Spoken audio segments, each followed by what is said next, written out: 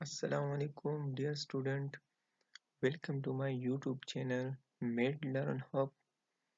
जैसा कि पिछली वीडियो में मैंने आपको बताया था कि हमने जो है क्लास 9 की बायोलॉजी बुक स्टार्ट की है। तो पहले हमने उनकी डिफिनीशन और ब्रांचेस के बारे में पढ़ा था। अब हमारा जो नेक्स्ट टॉपिक है वो है द लेवल्स ऑफ ऑर्गेनाइजेशन। ठीक है, इसमें हम पढ़ेंगे कि ऑर्गेनाइजेशन की जो स्टेप है डिटेल से सही है, इनमें क्या क्या होता है और ये कैसे जो है ऑर्गेनाइजेशन की प्रोसेस एक ऑर्गेनिज्म कैसे बनता है। ठीक है, तो हम स्टार्ट लेते हैं। The levels of organisation. सही, whether we study an individual organisms और the world as whole, we can identify a pattern of increasing complexity. इसमें हम एक इंडिविजुअल ऑर्गेनिजम्स के बारे में पढ़ेंगे कि ये इसकी जो पैटर्न है ये कैसे बना है और इसमें मतलब इसमें क्या क्या मौजूद है, क्या हम इनको कैसे आइडेंटिफाई करते हैं उनकी पैटर्न को, वो हम सब पढ़ेंगे इसमें। ठीक है, तो फर्स्ट ऑफ ऑल इनकी जो फर्स्ट टॉपिक है ये ऑर्गेनाइजेशन की लेवल में फर्स्ट लेवल नहीं है, ये सिर्फ इसमें सब टॉपिक्स है। सही है, ये है बायो एलिमेंट्स। बायो एलिमेंट्स जो है about 60 of the 92 natural elements are essential to life। about जो हमारे पास जो है 60 92 में ओनली 60 नेचुरल एलिमेंट्स जो है वो हमारी बॉडी में हमारी बॉडी के लिए हमारी लाइफ के लिए एसेंशियल ज़रूरी है। ठीक है, these are called bio element, और इस एलिमेंट को हम बायो एलिमेंट कहते हैं जो हमारी लाइफ के लिए एसेंशियल है। Other of these bio elements. अच्छा, ये बायो एलिमेंट्स हैं क्या क्या? ये जो 16 है तो इसमें ओनली 6 जो है वो है oxygen, carbon dioxide, hydrogen, nitrogen, calcium and phosphorus. Make 99% of the total mass. ये जो है ये हमारे बॉडी में 99% ऑफ टोटल मास है, यानी जो 16 एलिमेंट्स हैं उन 16 एलिमेंट में जो 6 है वो 99% हमारी बॉडी में मौजूद है। अदर 10 जो नेक्स्ट 10 एलिमेंट जो बाकी रह गए उसमें potassium, sulphur, chlorine, sodium, magnesium, iron, copper, M N, zinc and I collectively make 0.1% of the total mass। अच्छा, ये जो नेक्स्ट जो बाकी जो 10 एलिमेंट्स हैं ये हमारी बॉडी में 1% की मिकदार पर मौजूद है।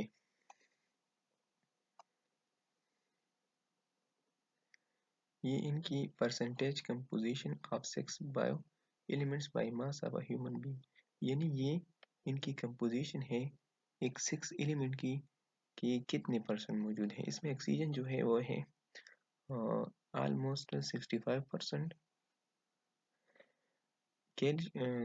सी कार्बन जो है वो है तकरीबन 18%। अच्छा, जो हाइड्रोजन है वो है 10%, नाइट्रोजन 3%, कैल्शियम 2% एंड फास्फोरस 1%। ठीक है, ये हमारी बॉडी में इनकी इतनी परसेंटेज में मौजूद है। नेक्स्ट है बायोमोलिक्यूल्स। अब बायोमोलिक्यूल्स क्या है? Molecules that are found only in living organisms are called biomolecules। Molecules वो मॉलिक्यूल जो हमारे लिविंग बॉडी में मौजूद होते हैं उनको बायो मॉलिक्यूल कहा जाता है। The four fundamental kinds of biological molecules are carbohydrates, protein, lipids and nucleic acids। अच्छा, इनमें जो फोर फंडामेंटल काइंड है उनकी मॉलिक्यूल की, बायोलॉजिकल मॉलिक्यूल की, तो वो उसमें कार्बोहाइड्रेट्स आते हैं, प्रोटीन्स आते हैं, लिपिड्स आते हैं और न्यूक्लिक एसिड आते हैं। सही है, ये चारों जो है वो ये क्या है? बायो मॉलिक्यूल्स है। The small biomolecules in living things are called micromolecules. हाँ अच्छा, इनमें अब दो तरह के मॉलिक्यूल्स हैं, एक है माइक्रोमॉलिक्यूल्स और दूसरा है macromolecules.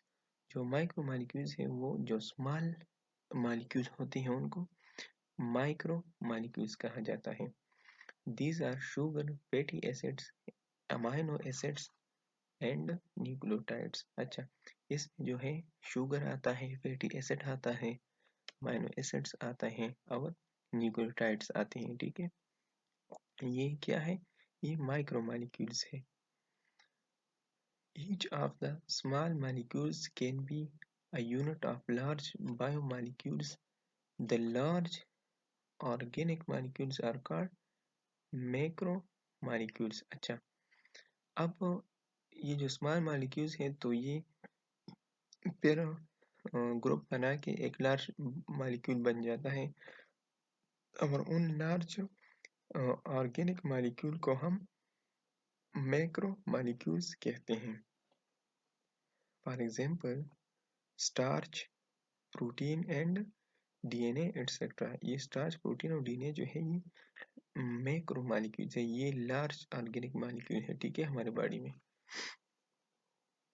The level of organisation, its explanation and examples are given in the following table. अच्छा, अब हम नीचे हमारे पास एक टेबल है, उनमें दिया हुआ है ऑर्गेनाइजेशन की जो लेवल है उनके बारे में, उनकी एक्सप्लेनेशन के बारे में एंड उनकी एग्जाम्पल के बारे में।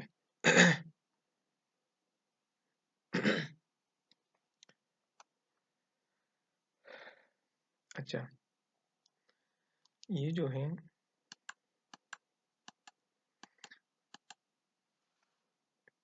Levels of organisation and its explanation. अच्छा, अब ये टेबल जो है इनमें दिए हुए हैं कि ऑर्गेनाइजेशन की जो लेवल है वो स्टेप बाय स्टेप उन्होंने एक्सप्लेन की है और उनकी एग्जाम्पल दी है। ठीक है, तो आपको ये टॉपिक समझना है, ये टेबल आपको समझना है कि ये कैसी प्रोसेस है, ये कैसा होता है, ये लेवल कैसे होते हैं और ऐसे ऑर्गेनिज्म कैसे बनते हैं। ठीक है,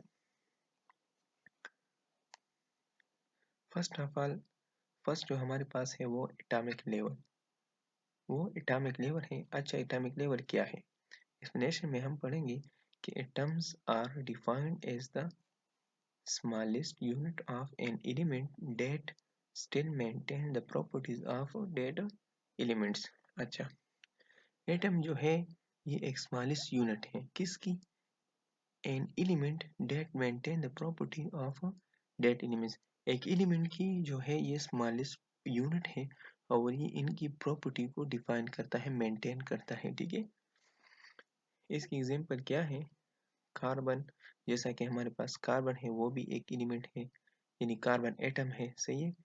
अच्छा, हाइड्रोजन एटम, ऑक्सीजन एटम, सही है, ये स्मॉलेस्ट यूनिट है। ठीक है, अच्छा, अब नेक्स्ट स्टेप हमारे पास है मॉलिक्यूलर लेवल। अब मॉलिक्यूलर लेवल क्या है, तो atoms combine to form molecules which can have entirely different properties than the atoms they contain। अच्छा, अब मॉलिक्यूल क्या है, जब एटम्स कंबाइन होते हैं तो वो मॉलिक्यूल बनाता है। ठीक है, और वो मॉलिक्यूल जो है वो एक दूसरे से जो है डिफरेंट प्रॉपर्टीज उसकी होती है, एक मॉलिक्यूल की एक जैसी प्रॉपर्टीज होती है, अनदर मॉलिक्यूल्स की दूसरी प्रॉपर्टीज होती है। ठीक है, इसमें एग्जांपल दिया हुआ है वाटर, डीएनए एंड कार्बोहाइड्रेट्स। अच्छा, वाटर जो है ये भी मॉलिक्यूल है, ये किससे बना है, H2O, two hydrogen and one oxygen से, तो ये भी है डिफरेंट एटम इसमें मौजूद है, तो ये मॉलिक्यूल है। तो वाटर भी मॉलिक्यूल है। अच्छा, इसकी जो प्रॉपर्टी है, इनकी फिजिकल शेप जो है वो डिफरेंट है। इस तरह जो डीएनए है तो ये भी मॉलिक्यूल है, इस तरह जो कार्बोहाइड्रेट्स हैं तो ये भी डिफरेंट एलिमेंट से बना हुआ है। ठीक है, नेक्स्ट जो है वो है ऑर्गेनिल लेवल। अच्छा, अब तीसरे नंबर पर ऑर्गेनिल लेवल है, तो biomolecules assemble in a specific way to form organelle। Biomolecules are assembled in a specific way to form organelles. Organelles are subcellular structure. अच्छा, अब ऑर्गेनेल क्या है? ये जो हमने पहले पढ़ा है बायोमॉलिक्यूल्स के बारे में, जो हमारी बॉडी को उसको नीड होती है, सही है। तो वो बायोमॉलिक्यूल जो है वो एक दूसरे के साथ जो स्पेसिफिक वे पे है जो है इकट्ठे होते हैं, तो वो एक ऑर्गेनेल्स बनाते हैं। और वो ऑर्गेनेल जो है वो सबसेलुलर स्ट्रक्चर उसकी होती है, वो उनकी डिफरेंट स्ट्रक्चर होती है। मीन्स एक ऑर्गेनेल्स की एक जैसी स्ट्रक्चर होती है तो दूसरे ऑर्गेनेल्स की दूसरी स्ट्रक्चर होती है, एक दूसरे से बिल्कुल डिफरेंट होता है, ठीक है। इसमें एग्जांपल क्या है? न्यूक्लियस है एंड राइबोसोम्स। अच्छा, हमारे सेल में मौजूद होता है न्यूक्लियस और राइबोसोम। तो ये राइबोसोम और न्यूक्लियस है, ये ऑर्गेनेल्स है। ये न्यूक्लियस जो है उनकी अदर फंक्शन है और राइबोसोम्स की जो है इनकी डिफरेंट अदर फंक्शन है। तो ये दोनों की फंक्शन एक दूसरे से मुख्तलिफ है, ठीक है। अच्छा, नेक्स्ट हमारे पास है सेलुलर लेवल। अच्छा, अब सेलुलर लेवल क्या है? तो cells are the smallest unit of life. Cells are enclosed by a membrane or cell wall and in multicellular organisms often perform specific function. अच्छा, जो डिफरेंट ऑर्गेनेल्स है ये कंबाइन होकर क्या बनाता है? सेल बनाता है।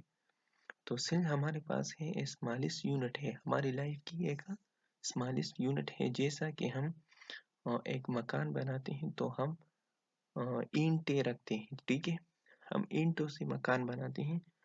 तो इसी तरह हमारी जो बॉडी है उनमें सेल जो है ये ईंटों की तरह काम करते हैं। एक ईंट जो है वो हमारे एक सेल के बराबर है, ठीक है।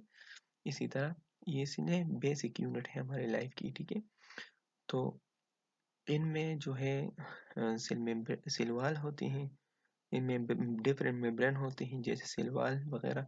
और ये यूनिसेलुलर भी है और मल्टीसेलुलर ऑर्गेनिजम्स भी है, ठीक है। यूनिसेलुलर मतलब वो है जो एक सेल से एक सेल हो, और मल्टीसेलुलर मतलब डिफरेंट सेल्स एक ग्रुप बनाता हो, तो उनको मल्टीसेलुलर ऑर्गेनिज्म कहा जाता है। और फिर उनकी एक स्पेसिफिक फंक्शन होता है। इसकी एग्जांपल है मसल सेल्स। अच्छा, हमारे जो मसल सेल हैं तो ये तो एक सेल से नहीं, ये तो एक सेल नहीं है ना, इसमें बहुत से सेल्स मौजूद हैं, डिफरेंट सेल इसमें मौजूद है।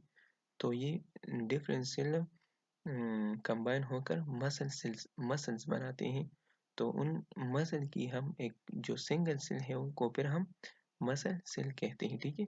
इस तरह हमारी स्किन है तो हमारे स्किन की जो सेल है उनको हम स्किन सेल कहते हैं। अच्छा, न्यूरॉन जो है ये भी एक सेल है जो हमारी बॉडी में मैसेज प्रोवाइड करते हैं टू द ब्रेन। नेक्स्ट हमारे पास है टिश्यू लेवल। अच्छा, टिश्यू लेवल अब क्या है? Tissues are groups of cell with similar function. अच्छा, टिश्यू क्या है? ये ग्रुप ऑफ सेल से बना हुआ है। डिफरेंट सेल जो है वो कंबाइन होकर क्या बनाता है? टिश्यू बनाता है, और इनकी जो है अपनी फंक्शन होती है। एग्जाम्पल इनकी क्या है? मसल्स है, एपिथेलियल है एंड कनेक्टिव है। अच्छा, जो हमारे मसल्स है तो ये मसल्स जो है ये डिफरेंट मसल सेल से बना हुआ है। इसी तरह एपिथेलियल है और कनेक्टिव टिश्यू जो है ये बहुत से सेल जो है ये कंबाइन होकर इस तरह ये टिश्यू बनाता है, और इनकी एक प्रॉपर फंक्शन होता है, ठीक है। नेक्स्ट है ऑर्गन लेवल। अब ऑर्गन लेवल क्या है? Organs are two or more types of tissues that work together to complete a specific task. अच्छा, ऑर्गन क्या है? ऑर्गन जो है ये टिश्यू से बना हुआ है, ठीक है। टू या टू से ज्यादा जो टिश्यू कंबाइन होते हैं तो इसको ऑर्गन कहते हैं। और ये ऑर्गन जो है इनकी एक कंप्लीट और स्पेसिफिक टास्क होता है। टास्क मतलब ये कि इनका जो है ये स्पेसिफिक वर्क होता है, स्पेसिफिक काम होता है। ये अपना काम करता है, अपनी इंडिविजुअल काम करता है, वर्क करता है, ठीक है। जैसा एग्जाम्पल में है हार्ट। अच्छा, हमारे बॉडी में जो दिल है, हार्ट है, तो हार्ट की फंक्शन क्या है? ब्लड सप्लाई करना, ठीक है। तो ये एक कंप्लीट आर्गन है, ठीक है। इसी तरह लीवर जो है और स्टमक जो है, स्टमक हमारे डाइजेशन में काम करता है, ठीक है। तो ये अलग एक चीज़ है, ये अलहदा काम करता है स्टमक, यानी ये डाइजेशन में हमारे डाइजेशन में मदद देता है। तो ये एक आर्गन है, ठीक है, ये कंप्लीट फंक्शन होती है इसकी।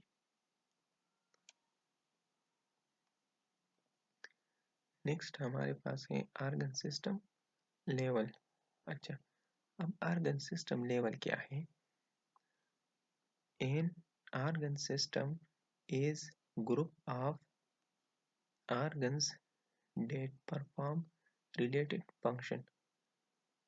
जब डिफरेंट ऑर्गन कंबाइन होके एक ग्रुप बनाता है तो और इनकी जो है एक प्रॉपर फंक्शन होता है तो उनको हम ऑर्गन सिस्टम कहते हैं। जैसा कि हमारे साथ है एग्जांपल में डाइजेस्टिव सिस्टम, सर्कुलेटरी सिस्टम। अच्छा, डाइजेशन सिस्टम जो है इनमें जो है ऑर्गन स्टमक भी शामिल है, इंटेस्टाइन भी शामिल है, इसोफेगस भी शामिल है, इसी तरह हमारी माउथ जो है ये भी शामिल है। तो ये सब कंबाइन होकर क्या बनाता है?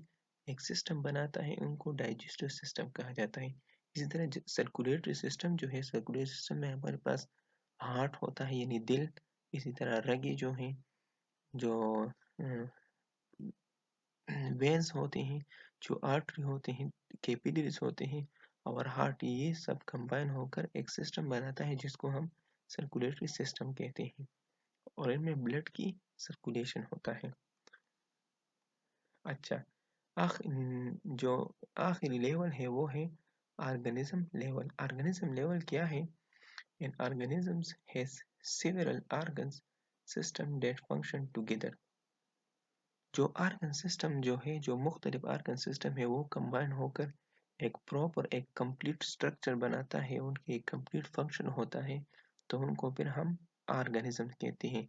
जैसा कि हम के एग्जांपल है ह्यूमन यानी इंसान। इंसान को आप देख ले तो इसमें आर्गन भी है, जो आर्गन जो है ये और आर्गन सिस्टम भी जो है, जैसे कि डाइजेस्टिव सिस्टम भी है, सर्कुलेटरी सिस्टम भी है, रिप्रोडक्टिव सिस्टम भी है, सही है, स्केलेटल सिस्टम भी है। इसी तरह जो सिस्टम है ये रिस्पायरेटरी सिस्टम है, ठीक है। ये सिस्टम, सारे सिस्टम कंबाइन होकर एक कंप्लीट स्ट्रक्चर जो बनाता है, कंप्लीट सिस्टम जो बनाता है, तो इसको ऑर्गेनिज्म कहते हैं।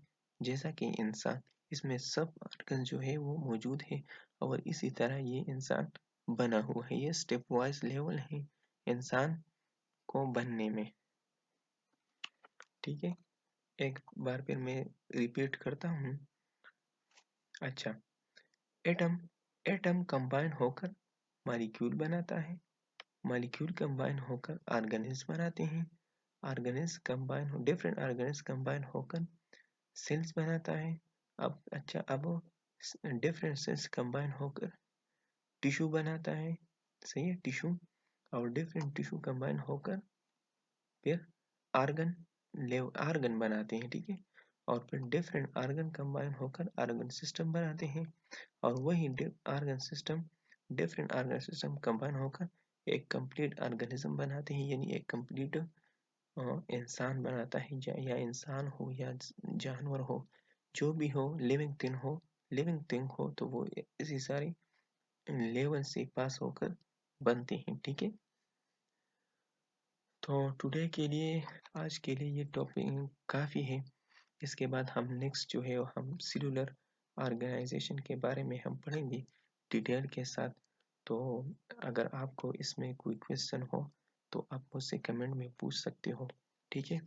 और एक बात तो आप याद रखिए कि मेरा एक ऑनलाइन एकेडमी है, मेडिकल ऑनलाइन क्लासेस, जिसमें मैं ऑनलाइन क्लासेस पढ़ाता हूँ, ठीक है। अगर आपको उसकी नीड है, तो अगर आपको नीड है ऑनलाइन क्लासेस, तो मैं ऑनलाइन क्लासेस पढ़ाता हूँ। तो